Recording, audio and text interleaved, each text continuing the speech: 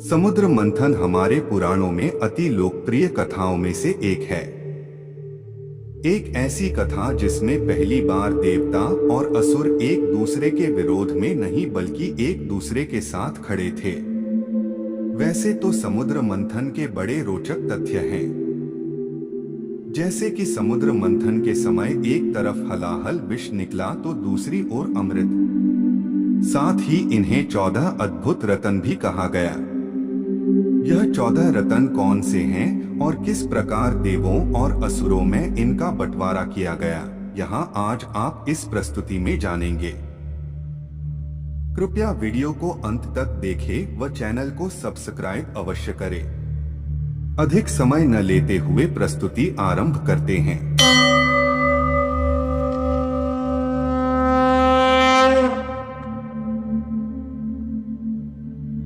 समुद्र मंथन से निकले उन 14 रत्नों के बारे में जानने से पहले आपको यह जानना होगा कि समुद्र मंथन की स्थिति क्यों और कैसे उत्पन्न हुई। यह घटना उस समय की है जब देवराज इंद्र को दुर्वासा ऋषि के श्राप के कारण कष्ट भोगने पड़े थे और इसका प्रभाव केवल देवराज इंद्र तक ही सीमित नहीं था, बल्कि इस श्राप का असर बाकी देवताओं पर भी हुआ, जिसके चलते ने तीनों लोगों पर आधिपत्य जमा लिया। इंद्र सहित तीनों लोग वृक्षों आदि के क्षीण हो जाने से श्रीहीन और नष्ट भ्रष्ट होने लगे। तब से यज्ञों का होना बंद हो गया। तपस्वियों ने तप करना छोड़ दिया तथा लोगों का दान आदि धर्मों में चित्त नहीं रहा। संपूर्ण लोक लोभ आदि के वशीभूत हो जाने से सामर्थ्यहीन हो गए और तुच्छ वस्तुओं के लिए भी लालायित रहने लगे। इस प्रकार त्रिलोकों के श्रीहीन और सत्वरहित हो जाने पर दैत्य और दानवों ने देवताओं पर चढ़ाई कर दी। सत्व और वैभव से शून्य होने पर भी दैत्यों ने लोभवश निसत्व और श्रीहीन देवताओं से घोर युद्ध ठाना और अंत में दैत्यों द्वारा देवता परास्त हुए। तब इंद्र आदि समस्त देवता दौड़ते व त्राहिमाम करते भगवान विष्णु के पास पहुँचे। तब भगवान विष्णु ने देवताओं के कल्याण हेतु समुद्र मंथन एकमात्र उपाय बताया और कहा कि क्षीरसागर के गर्भ में अनेकों दिव्य पदार्थों के साथ साथ अमृत भी छिपा है और उसका सेवन करने वाले के सामने मृत्यु भी पराजित हो जाती है। परंतु इसके लिए तुम्हें समुद्र मंथन करना होगा और तुम्हें इस कार्य में असुरों व दैत्यों की सहायता लेनी होगी। भगवान विष्णु के सुझाव अनुसार इंद्र सहित सभी देवता दैत्यों के पास संधि का प्रस्ताव लेकर पहुँचे और उन्हें अमृत के बारे में बताकर समुद्र मंथन के लिए तैयार किया। समुद्र मंथन के लिए पहुँचे सभी देवताओं और दैत्यों ने समुद्र मंथन के लिए वासुकी नाग की नीति बनाई और मंदराचल पर्वत की सहायता से समुद्र को मथना प्रारंभ कर दिया, जिसके परिणाम स्वरूप एक एक करके समुद्र से 14 तरह की अद्भुत वस्तुएं निकली। समुद्र मंथन के दौरान सबसे पहले जल का हलाहल यानी विष निकला। इस हलाहल की ज्वाला बहुत तीव्र थी। इस विष की ज्वाला की तीव्रता के प्रभाव से सभी देव और दैत्य जलने लगे। तभी सबने मिलकर भगवान शिव से विष को झेलने की प्रार्थना की, इसलिए भगवान शिव ने उस विष को अपने मुंह में भर लिया। शिवजी ने इस विष को गले में ही रखा। इसी कारण उनका गला नीला हो गया और उनका नाम नीलकंठ पड़ा।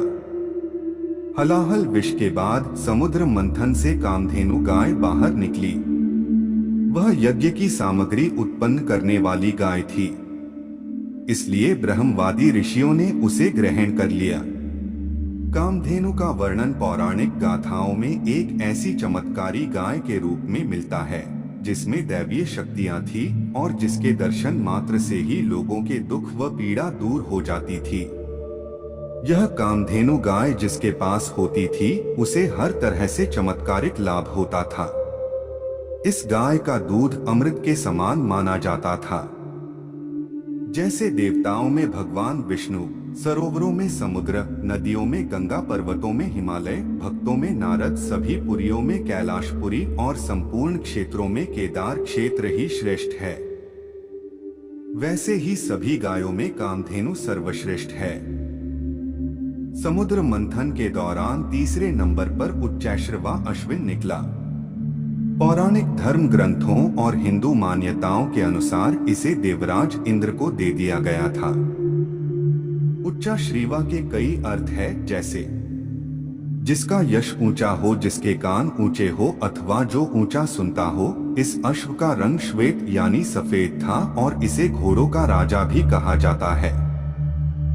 समुद्र मंथन के दौरान चौथे नंबर पर ऐरावत हाथी निकला। ऐरावत देवताओं के राजा इंद्र के हाथी का नाम है। समुद्र मंथन से प्राप्त रत्नों के बंटवारे के समय ऐरावत को इंद्र के हाथों में सौंप दिया गया। ऐरावत को शुक्ल वर्ण और 4 दांतों वाला बताया गया है। रत्नों के बंटवारे के समय इंद्र ने इस दिव्य गुण युक्त हाथी को अपनी सवारी के लिए भी लिया था, इसलिए इसे इंद्रहस्ती अथवा इंद्र कुंजर भी कहा जाता है। 5वें स्थान पर कौस्तुभ मणि प्रकट हुई, जिसे भगवान विष्णु ने अपने हृदय पर धारण कर लिया। यह बहुत ही चमकदार थी और ऐसा माना जाता है कि जहां भी यह मणि होती है वहां किसी भी प्रकार की दैवीय आपदा नहीं आती। 6ठे नंबर पर कल्पवृक्ष प्रकट हुआ।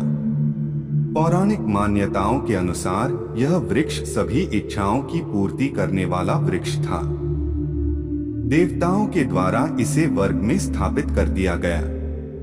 कई पौराणिक ग्रंथों में कल्पवृक्ष को कल्पद्रुम एवं कल्पत्रु के नाम से भी संबोधित किया गया है। फिर 7वें नंबर पर रंभा नामक अप्सरा प्रकट हुई। बहुत सुंदर वस्त्र व आभूषण पहने हुई थी और उसकी चाल मन को लुभाने वाली थी। वह स्वयं ही देवताओं के पास चली गई। बाद में देवताओं ने रंभा को इंद्र को सौंप दिया, जो उनके सभा की प्रमुख नृत्यांगना बन गई। समुद्र मंथन के दौरान 8वें नंबर पर देवी लक्ष्मी प्रकट हुई। क्षीर सागर से जब देवी लक्ष्मी प्रकट हुई तब वह खिले हुए श्वेत कमल के आसन पर विराजमान थी। उनके श्री अंगों से दिव्य कांति निकल रही थी और उनके हाथ में कमल था।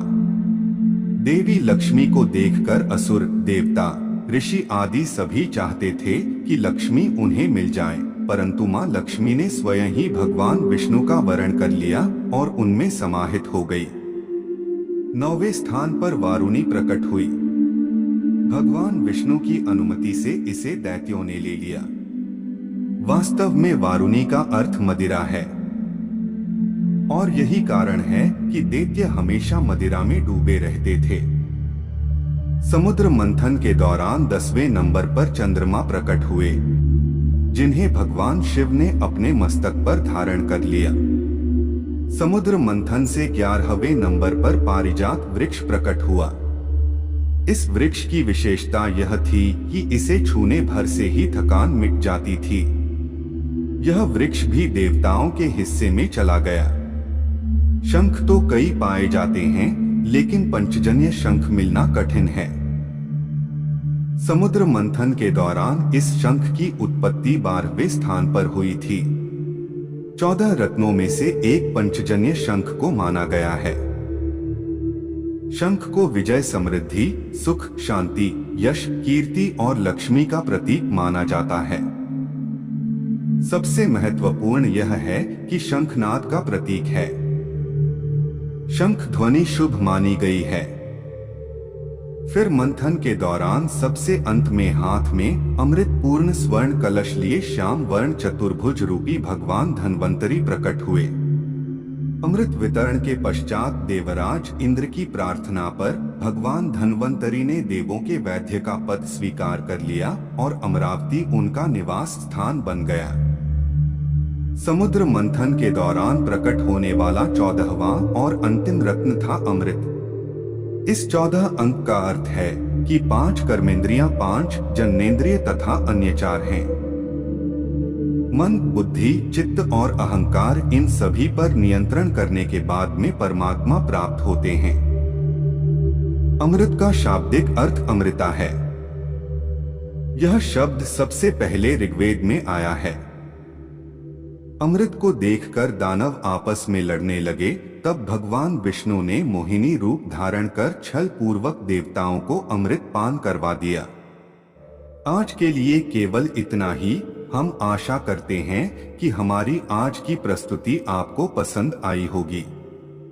अपने विचार हम सभी के समक्ष अभिव्यक्त करने के लिए कमेंट करें, वीडियो को शेयर करें, वह चैनल को सब्सक्राइब करें। जल्द ही मुलाकात होगी ऐसी ही एक और ज्ञानवर्धक वीडियो के साथ। तब तक के लिए जय श्री कृष्णा।